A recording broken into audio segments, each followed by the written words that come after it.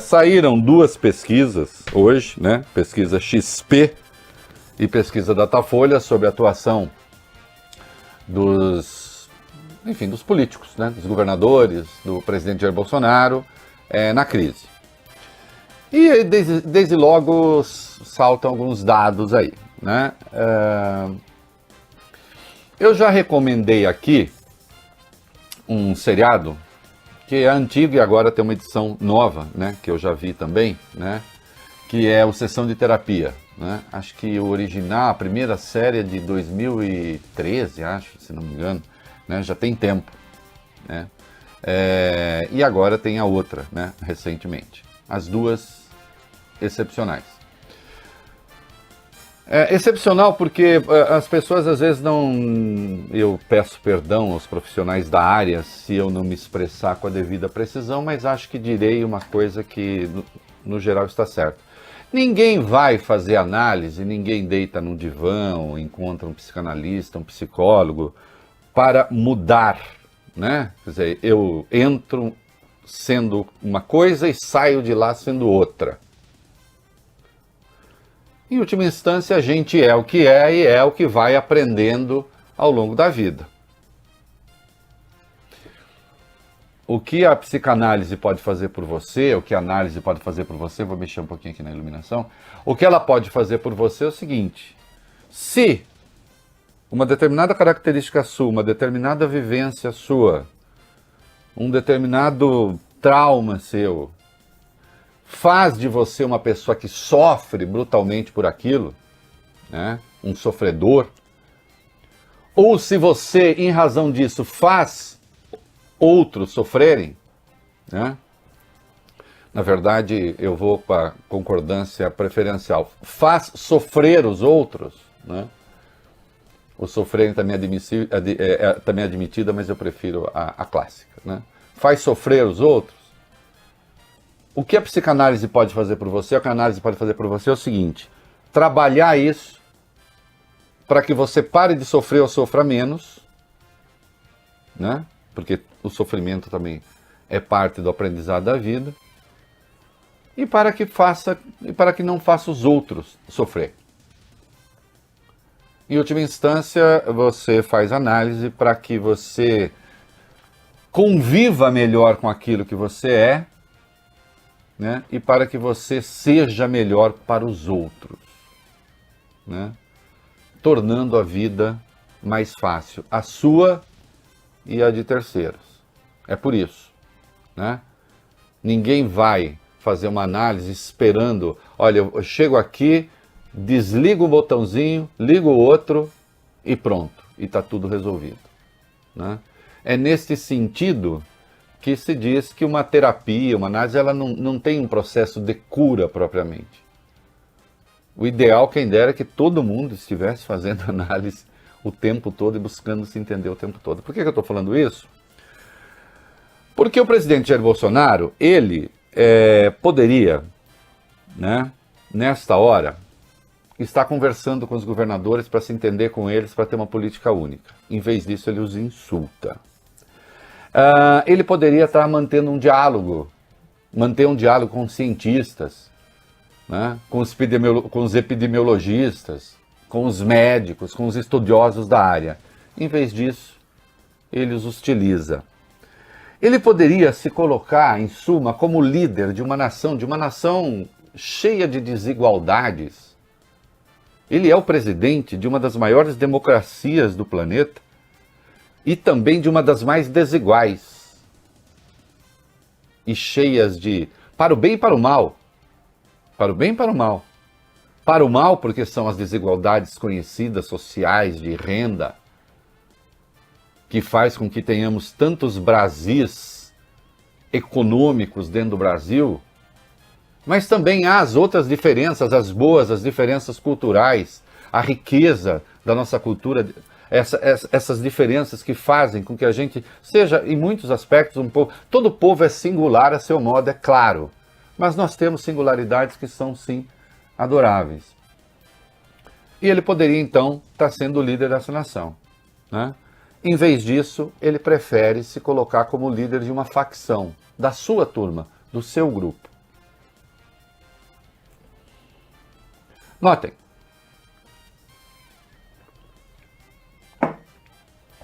Bolsonaro não está fazendo nada que não tenha feito antes. A seu modo, ele está fazendo uma psicanálise em praça pública. Uma análise em praça pública. Ele está deitado no divã. 28 anos na Câmara, foi isso que ele fez. Ele era o líder de um grupinho ali, pequeno, marginal dentro da Câmara, no sentido de ficar à margem, ele não contava, ninguém dava muita bola para ele.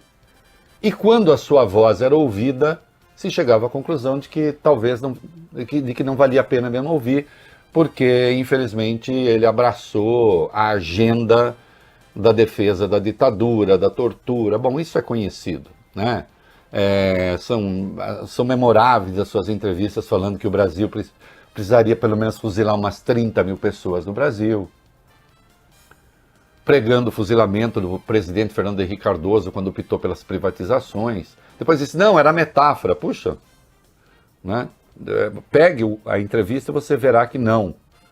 Ou então uma outra dizendo, se o pai tem um filho e nota que ele é gayzinho, para usar a sua expressão, falta dar um couro nele.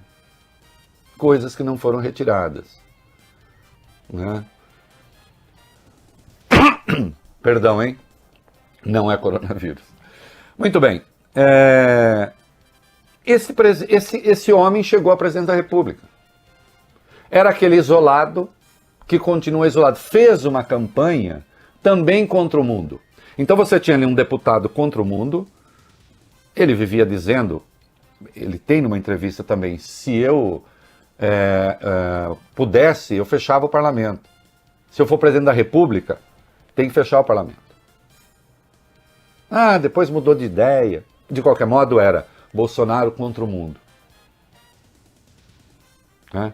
Bolsonaro contra a ciência, Bolsonaro contra o politicamente correto, como eles gostam de dizer ainda hoje.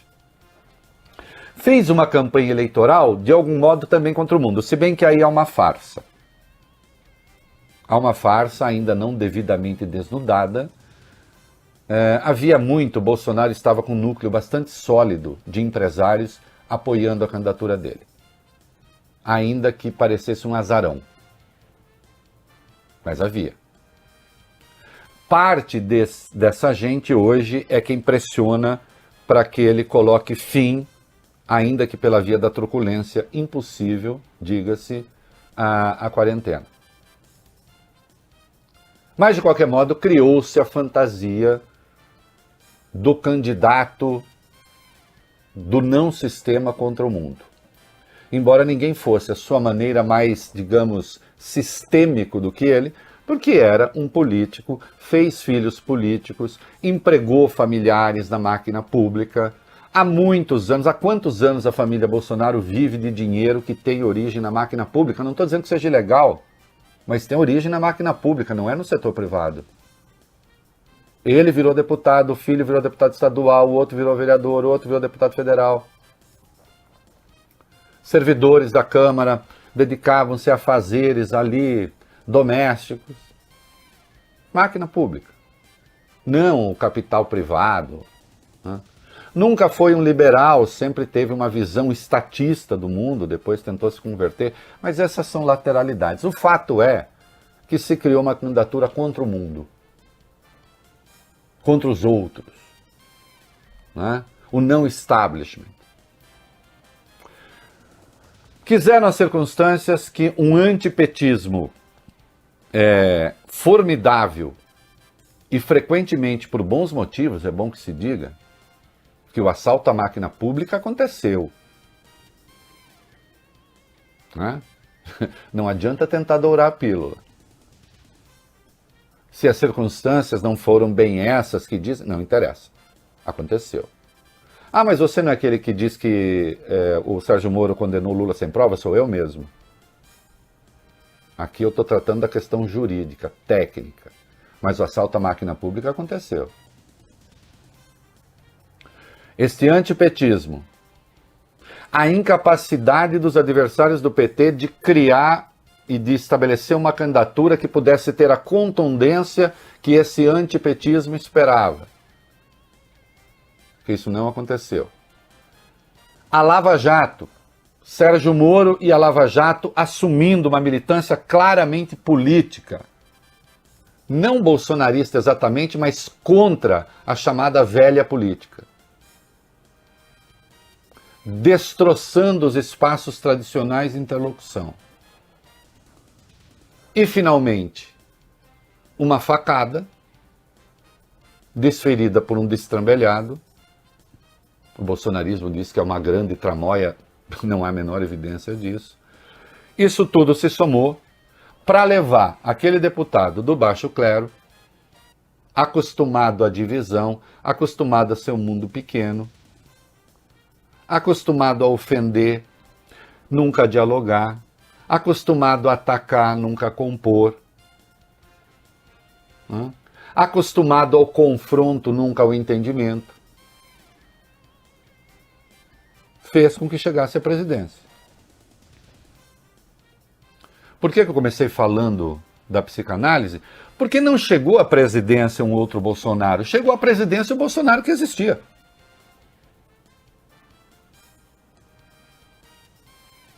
A gente é o que é e o que vai aprendendo.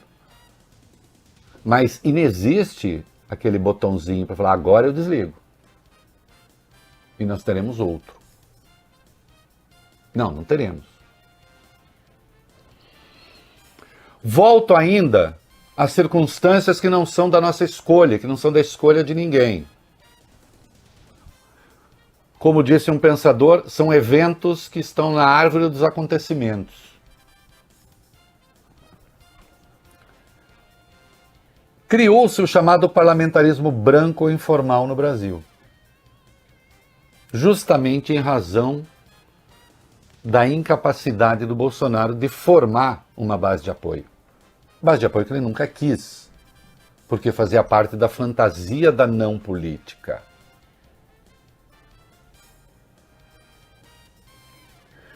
E este parlamento levou adiante uma agenda necessária para o país, por exemplo, a reforma da Previdência, goste-se ou não, eu queria outra, que fosse outra, mas uma reforma era absolutamente necessária. E essa reforma se fez independentemente da vontade de Bolsonaro, note, independentemente da ação do Bolsonaro, é melhor isso. Sim, tinha lá a proposta do Paulo Guedes, mas ele não precisou atuar, o parlamento atuou. De tal maneira que se criou uma circunstância muito particular de que a virtude do governo Bolsonaro era o Bolsonaro não governar. Vocês atentaram para isso? Onde estava a virtude do governo Bolsonaro? Em o Bolsonaro não se exercer. Deixem que o parlamento faz a reforma. Deixem que o Congresso resolva. Ao presidente ficou reservado o papel de sempre. Aquele papel com o qual ele chegou à grande psicanálise da presidência. Divide, bate, confronta, ofende. Que é esse espetáculo que ele faz todo dia às portas do Palácio da Alvorada.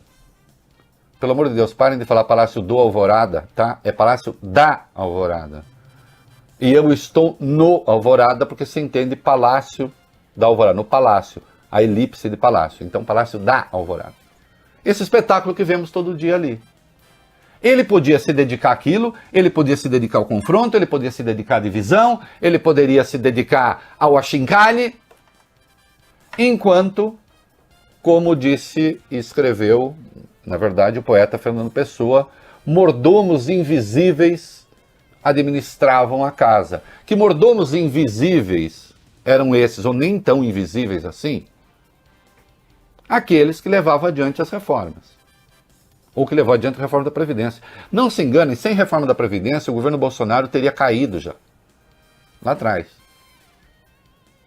O mercado financeiro teria se encarregado de quebrar as pernas dele. E notem que ele e os filhos não fizeram nenhum esforço no sentido de criar um ambiente de paz para votar esse tema. Ao contrário, foi crispação o tempo inteiro. De maneira que uma parte do jornalismo né? Especialmente aqueles que dizem, oh, não podemos prestar atenção a essas crispações de superfície. O que interessa é o que está acontecendo no subterrâneo, e este jornalismo que só se ocupa de fofoca não vê o que realmente está acontecendo. Sim, realmente estava acontecendo a reforma, o Congresso realmente estava fazendo o seu trabalho, a revelia até do presidente. Acontece que um presidente também é um líder político que vai tecendo uma trama, no bom sentido, fazendo um tecido de relações políticas e de institucionalidades para que o país vá enfrentando desafios. E outros desafios viriam. E ainda virão um dia, como a reforma administrativa, a reforma tributária. Agora, obviamente, não se vai cuidar de nada disso, né? E o mundo, de algum modo, sorria para ele. Sorria no seguinte sentido: uma oposição ainda muda,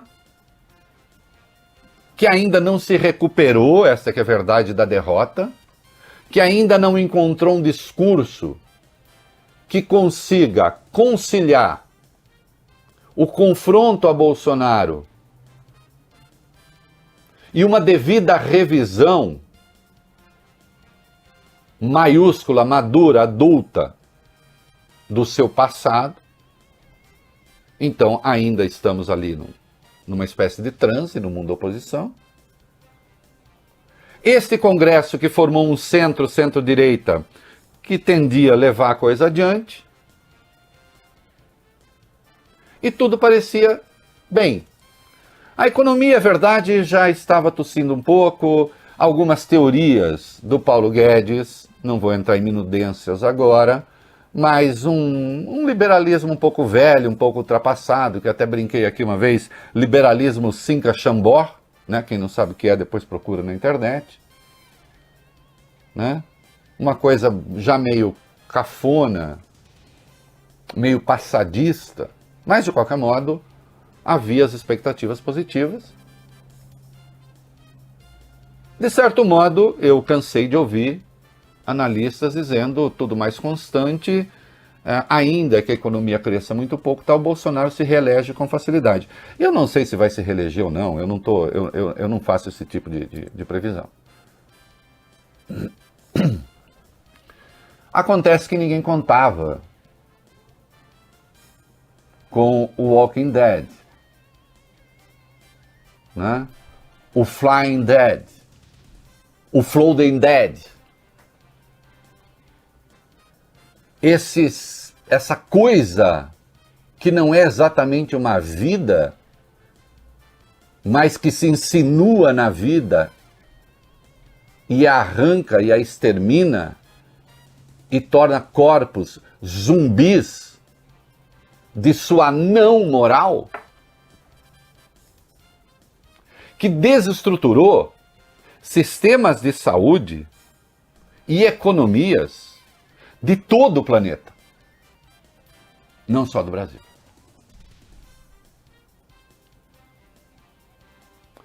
E isto me diz, isto me informa que, por óbvio, Bolsonaro não é culpado pela existência do vírus e por o vírus estar entre nós. É claro. Como culpados não são outros presidentes, governantes do mundo inteiro. A responsabilidade, no entanto, se instala e se instaura quando se vai cobrar desse governante que faça alguma coisa, que atue. Não importa, então, a origem do mal, mas o que você fará com este mal inevitável.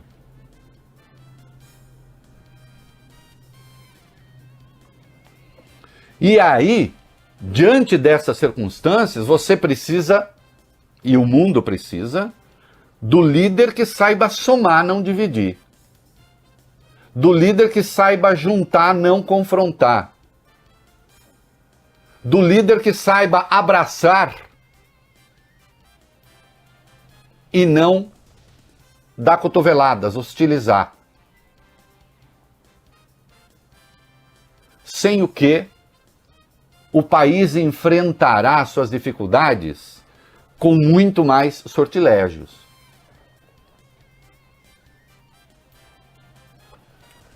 Infelizmente, o presidente está sendo, diante da existência do vírus, entre nós, e daquilo que ele provoca em nós, na economia, na política, aquele que sempre foi. O líder pequeno, o que fala para uma facção, o que em vez de buscar o entendimento insulta, em vez de conversar, vitupera. A história dá a Bolsonaro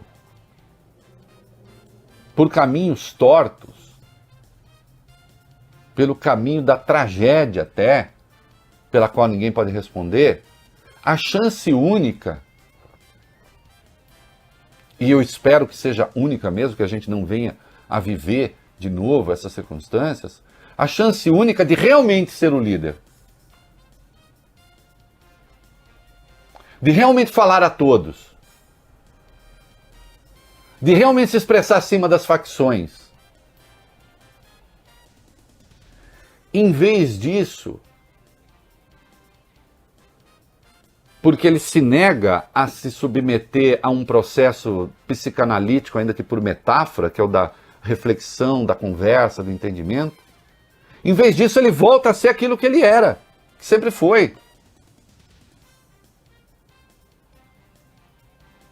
Ele está tendo, outro dia ele usou até a palavra insight, que é uma palavra própria do processo psicanalítico.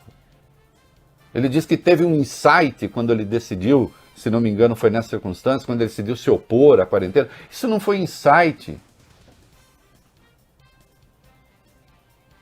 Isso, no terreno da metáfora, presidente, foi a voz do capeta soprando ao seu ouvido.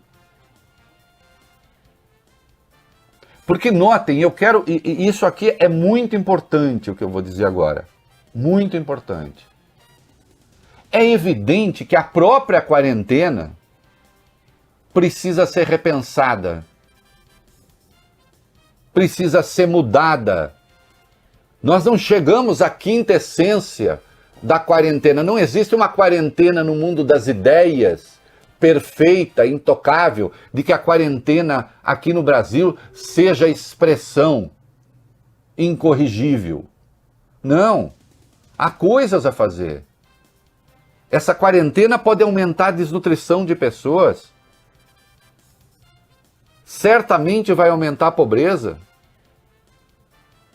Mas ela não existe, como lembrou na liminar em que proibiu a veiculação daquela campanha que o governo pretendia fazer pelo fim da quarentena, como lembrou o ministro Roberto Barroso, não se trata de uma opção política. Se trata de um instrumento único de que dispõe o mundo hoje, nesta fase de enfrentamento do vírus, para que possa chegar à fase seguinte. Não estamos num confronto de teses. Não se trata de ressuscitar aquele deputado irrelevante que brincava do eu contra o mundo. Não se trata de ressuscitar o candidato que se fazia de azarão do eu contra o mundo. Porque esse eu contra o mundo, notem, quando a pessoa é incapaz de compreender a própria conquista, a gente está diante de uma dificuldade muito séria. Este eu contra o mundo do deputado irrelevante, este eu contra o mundo do candidato, era um eu contra o mundo que buscava alguma coisa. O poder. Ele já está no poder. Ele já tem o poder. Ele já tem aquilo que aquele ser ressentido, mesquinho, ranzinza, agressivo. Queria. Mas é como se não tivesse. Ele se grudou de tal maneira àquela personagem que ele não reconhece que o poder é dele. Está com ele. Ele detém instrumentos que nenhum outro brasileiro detém, que poucas pessoas no mundo detêm. No entanto, ele tem de usar esses instrumentos e de exercer o seu poder segundo regras, segundo leis, segundo uma constituição, e tem de conversar com outros.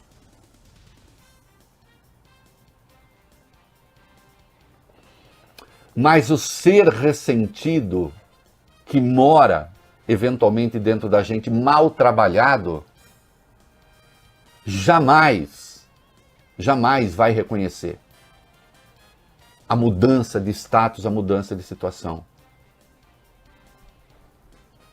Quantas vezes chega num consultório de psicanálise uma mulher, um homem, enfim, uma pessoa de uma beleza extrema que se acha horrível, pouco importando o que o mundo objetivo diga a respeito ou até o que o espelho diga a respeito, não interessa. Porque o sentir-se feio plasmou uma identidade e a pessoa só consegue ver o mundo por ali. Se não for por ali, não vê, não enxerga, não se entende.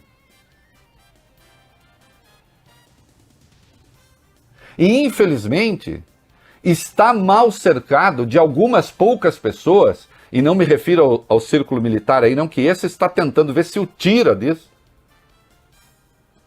de alguns oportunistas também, que incentivam nele esse lado da divergência e do confronto. Mas ligou-se a teorias conspiratórias de malucos próximos e distantes que fizeram do conspiracionismo um meio de vida, uma forma de enriquecimento. Aliás, não do ponto de vista jurídico, mas do ponto de vista moral, a mais ilícita das formas de enriquecimento, que é espalhar o pânico, o medo, o ódio ao mundo, né? E ao outro e ao diferente. Então, quando a nação pede esse líder, vem o deputadozinho que ficava lá no fundo do plenário para o qual ninguém dava bola.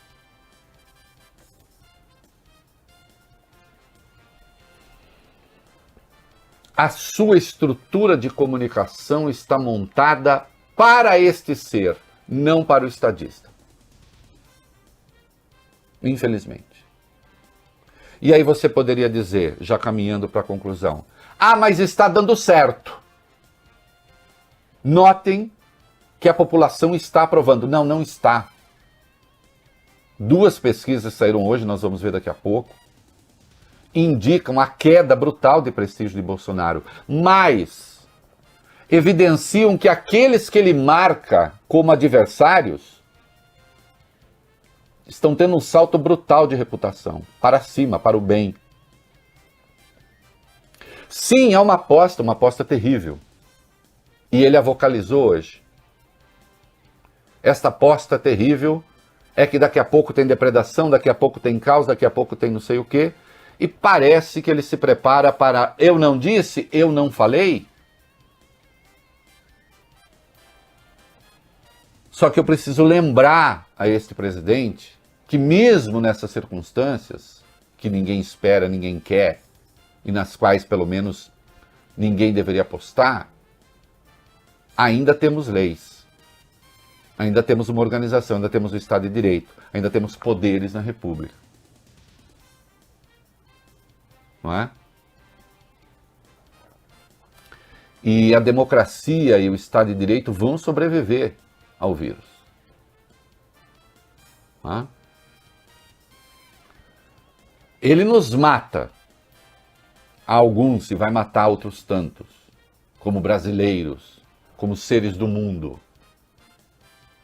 Mas nós temos de fazer com que prevaleça a civilidade. Por isso, para encerrar mesmo, eu repudio certa visão. Olha o Dória fazendo acordo com o Lula. Não tem acordo nenhum. Não tem acordo nenhum que não seja um entendimento em benefício da civilização. Se israelenses e palestinos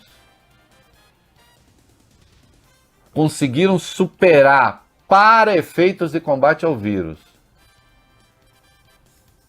décadas de confronto militar, de confronto armado, reconhecendo que tem um inimigo comum, por que haveria de ser diferente no Brasil? Presidente Jair Bolsonaro,